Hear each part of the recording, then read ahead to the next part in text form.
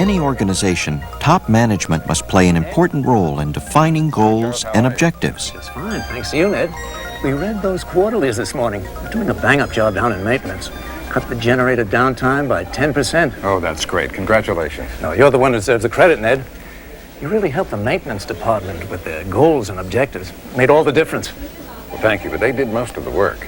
As a matter of fact, I had my eye on 3 other managers now who have set some very tough objectives for themselves. I'm not sure they're going to make them. Just keep up the good work, Ned. I'm sure they'll be fine with you to guide them. Thank you, Charles.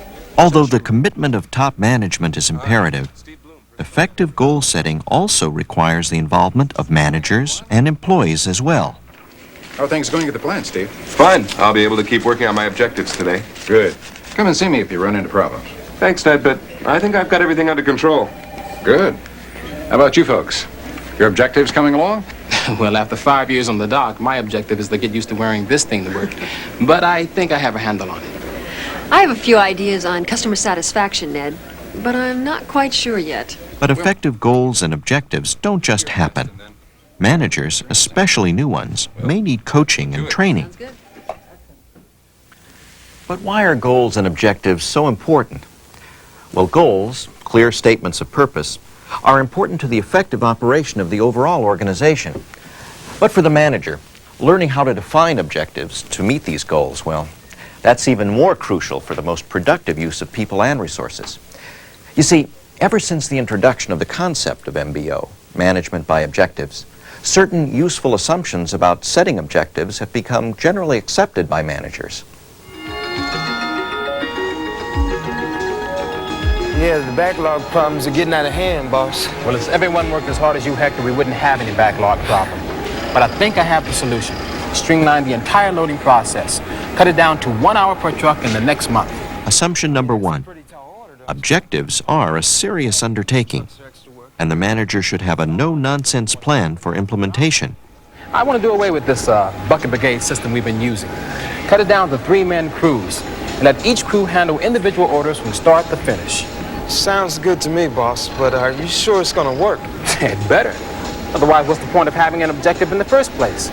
Look, our turnaround time is hurting us. The stores don't get the merchandise, they can't sell the product. So I'm giving my word that we're going to cut loading time to 1 hour per truck, even if I have to load them myself. That lot has stalls for 200 cars. I bet 30% of them are empty right now. I'm afraid we have a real absentee problem. Assumption number 2.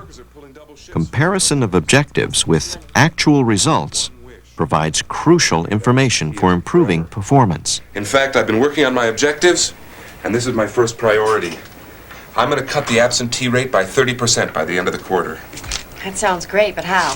Well, the way I'm going to work it is, each employee will fill out a report for each absence, and their supervisor's signature will be required on the form. Then the results will be published and sent to the main office. You mean the employees and their supervisors will all be held accountable? And ultimately me too. It's gonna be tough. But if everyone feels responsible to each other above and below, it'll pump up the team spirit. Otherwise, my objective won't mean anything to anyone but me. I've outlined my objective. The memo can go out tomorrow.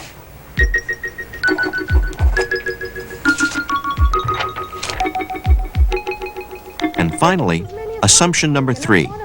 Objectives are among a manager's most important tools to help ensure organizational success. I think I can take care of our complaint problem and my objective statement in one fell swoop. Now, the customer is number 1, right? Right. But we've had a problem with some customers who aren't completely satisfied. Oh, you could say that. But see, it's going to change, because that's my objective. Improve customer satisfaction. It's perfect, don't you think? But how can we achieve something so general? Here's my idea. I'm going to have the art department draw banners and signs for all the walls, the end displays everywhere, letting the customers know how we feel about them. The customer's number 1. We're working for you. Customer service is king. What do you think? I think that is a great idea. Then the customers will know that they are our first priority. But for every correct assumption that managers make about setting objectives, there is a corresponding pitfall that can adversely affect the organization and its employees. But how do useful assumptions become problems? Well, when they are applied by managers in a way that is extreme or incomplete. Okay, that's it for this one, Carlos. Set up the next one. It's true that, to be useful, objectives are to be taken seriously. I mean, if I skip lunch again, my clothes ain't gonna fit. Well, the factor we're here, he can spell you. But for now, you and But I if carried to its logical extreme, this assumption can become pitfall number one, namely, the view that objectives are rigid commitments that cannot be modified. Hold on, please. Hector, where have you been? You're 15 minutes late. I'm sorry, boss. I couldn't get near the parking lot. I had to park 3 blocks away. Why is that? Because that crazy schedule of yours has a line of our trucks backed all the way down on Mission Street. And the front gate's jammed, and drivers are yelling at each other like crazy. Great. We're already backed up 2 hours of truck. What a day to mess up the loading schedule. An unrealistic objective can undercut a manager's effectiveness by causing bad feelings on the part of employees as well as superiors. I know I said I had those sofas to you this morning. I'll get them out this afternoon. You have my word. I know I gave you my word this morning, but...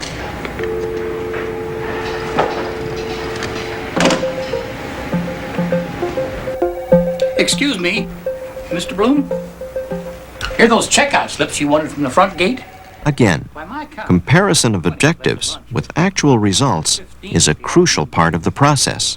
I appreciate you bringing them up, Sam. It's an important part of meeting my lower absentee objective. However, if carried too far, this may lead to pitfall number two, the belief that everyone must be held inflexibly accountable for achieving objectives. Check them out in the log.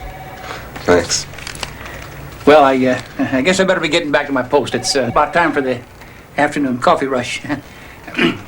Furthermore, by applying complex controls and reviews, the manager may generate resentment from co-workers due to needless red tape. Got a minute, Steve? Sure, Harry. Come on in. Sit down. Hate barging in like this, Steve, but this paperwork is driving me nuts. This lower absentee objective you've given us has got me so busy signing absence slips, I can't get my other reports finished. There's a line of guys outside my office every morning. Lines are getting longer. I don't understand it. I mean, I knew it was going to generate extra paperwork for everyone, but I felt certain that it was going to... Worst of all, such a negative approach implies a threat to employees, resulting in a lack of trust and cooperation. Where's Suzanne? She's absent. She's out sick. Bonnie's a temp filling in for her. And finally, though objectives can certainly help ensure organizational success, pitfall number 3 is to think that just having objectives will guarantee success. Maybe I could show you another model or place the order again. No thanks. We're not wasting any more time here. We're going to a store where they have more washers than banners. If your objective is out of touch with your specific problems, your employees and you will find it difficult to achieve results. For starters, tell me why my microwave isn't repaired yet. I brought it in 3 weeks ago to have the seal replaced, and it still isn't ready. Well, have you talked to the service department? Oh, every day for the last week. And every day they say the same thing. We'll call you when it's ready. Now, you people talked me into paying extra for a service contract. And you said if I had any problems to come back to you. You're right. If you'll give me your service receipt, I'll look into it for you. I'll talk to the service department today and have them call you with a date when your oven will be ready. Wonderful. Another phone call to wait for. Moreover, if your objectives are too general or long-term, day-to-day problems may very well get worse.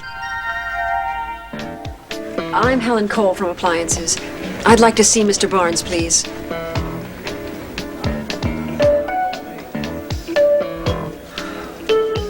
An effective objective isn't easy. It's understandable that you feel frustrated. No one likes to make mistakes. Mistakes is the word. My absentee objective hasn't worked out like I planned at all. The absentee rate is higher now than it was before. You know why it's up instead of down? I'm not sure. I wanted to ask you. Have you noticed a change in the workers' attitudes? Oh, I sure have. They're pretty disgruntled about the whole thing. My supervisors are complaining about the extra paperwork. And worst of all, my own secretary, who's a good worker, has become my latest casualty. So the team spirit at the plant, is it improved? No, it's gone downhill. The all for one and one for all approach sure hasn't worked. I wonder if the workers felt an implied threat in your objective because it emphasized what they were to avoid, something negative, rather than what you wanted them to achieve, which is something positive. So that by holding everybody responsible for each other for when they were absent, I actually split the team apart and made things worse. Well, could be. Instead of putting your team together, your approach may have been divisive. Talk about divisive. I barely cut our loading time by 20 minutes, never mind an hour. And today we're backed up more than 2 hours a truck with semi-trailers parked around the block. And that's with me out there sweating alongside the guys. Do you think now that you could have ever met the objective you set? No way. It's funny. I was just trying to do what was best for the company, and I made things worse. I appreciate your thinking of the company. But any time an objective is inflexible, it can become a problem. But I can't change my objective just because the going gets rough. That's true.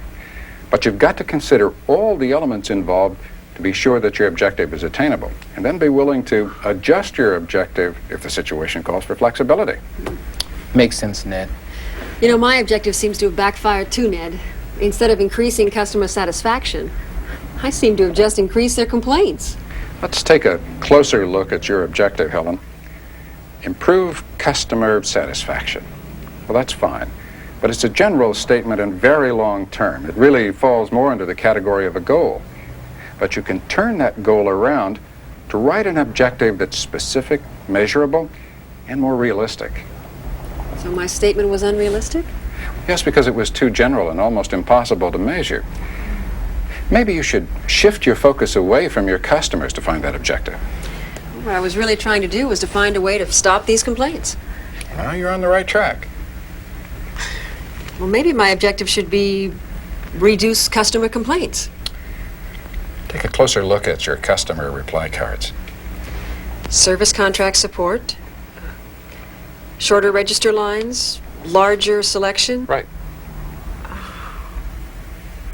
Looks like I should have been focusing on ways to address specific customer complaints instead of trying to satisfy the customers with flashy banners and slogans. See, you can't always control customer satisfaction, Helen, but you can work with your staff to improve service. And if you achieve that goal, then eventually you'll increase the level of customer satisfaction, which is what you wanted all along, right? But you're not done yet.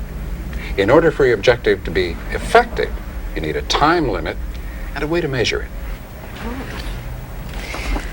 How about a 10% decrease in complaints by the end of the quarter? Sounds fine, but remember, you're the only one who can decide if it's feasible. Well, I'll sure know if it's working. What I don't understand, Ned, is why do we need to write these objectives anyway? I mean, isn't that the job of our CEO? Well, that's a good point, Chuck. First of all, goals don't come from just out of nowhere. Here, and in most companies, goals come from the top. As CEO, Charles Avery is responsible for setting the goals for the entire company, very general and long-term. For instance, I'm sure that increasing customer satisfaction is one of his goals, but they don't stop there. His goals must be interpreted by middle-level executives like me into objectives that are meaningful and realistic for each manager's area of responsibility. Then I pass my goals on to each of you. Helen uses these goals to create objectives for the appliance department. In turn, Steve determines how his department can contribute to achieving the goals. Then he develops appropriate objectives. And finally, Chuck translates the goals into workable objectives for the shipping department. So you see, your goals and objectives still remain in line with the CEO's original goals. Call it the trickle-down theory of management. Then the goals we achieve help you achieve your own goals. Right. And by setting and meeting my specific objectives on the dock, I help the CEO reach his goals. Which will eventually benefit the entire company. Oh, thanks for the explanation, Ned. It's made a big difference. And thanks for your patience. That's meant a lot. Oh, not at all. A lot goes into setting effective goals and objectives and then meeting them. Well, good luck. Thanks. Thanks. Well, I'm ready. I have some work to do. Let's go. Now that we understand the importance of setting objectives, we need to know how to make them effective. Otherwise, it may be difficult or impossible to determine if and when an objective has been accomplished. Now, there are 5 characteristics associated with effective objectives. They are specific, attainable, measurable, result-oriented, and time-limited. I can't get over what a difference it's made modifying my objective. I talked to everyone, and this time I stressed the positive, what we're all trying to accomplish here. And you know, it took some time, but the staff really responded. In fact, there's a new Number 1, make your objectives specific. By fixing clear, positive objectives, your evaluation of results will be both fair and accurate. Ned, thank you for all your help. Oh, you're welcome. And I've got a meeting with Charles this afternoon. I think he's going to be very pleased at what you've done. You can tell him that Suzanne and I are working on our new objectives, and they'll be ready when? Next week. Great work, both of you. Thanks. Number 2, make sure they are attainable, feasible not only in terms of your employees, but other resources as well. Since the guys and I have put our heads together and come up with a more realistic time frame, we're back in the game. Well, I'm glad to hear that. You know, everyone's attitude is a lot better. Number 3, make objectives measurable, expressed, when possible, in a quantity. That way, you will be better able to set future objectives. Good luck with your new objective, and keep up the good work, Chuck. Thanks, Ned. Just having objectives is not enough. So rather than focusing on vague activities, number 4, make objectives result-oriented. Sarah and I are studying those customer reply cards and focusing the staff on the most common complaints. Sounds great. And last, number 5, objectives should be time-limited, short-term rather than long, so that you can effectively monitor your progress. And don't be afraid to surpass your objective. Next time, set an even higher one. But it has to be. You know, ultimately the process of defining goals and objectives depends on you, upon each individual's realistic statement of what can be accomplished. The process is not magic, and it's definitely not foolproof. But it is a very effective way for managers and employees to focus on what can be done and how they will know when it has.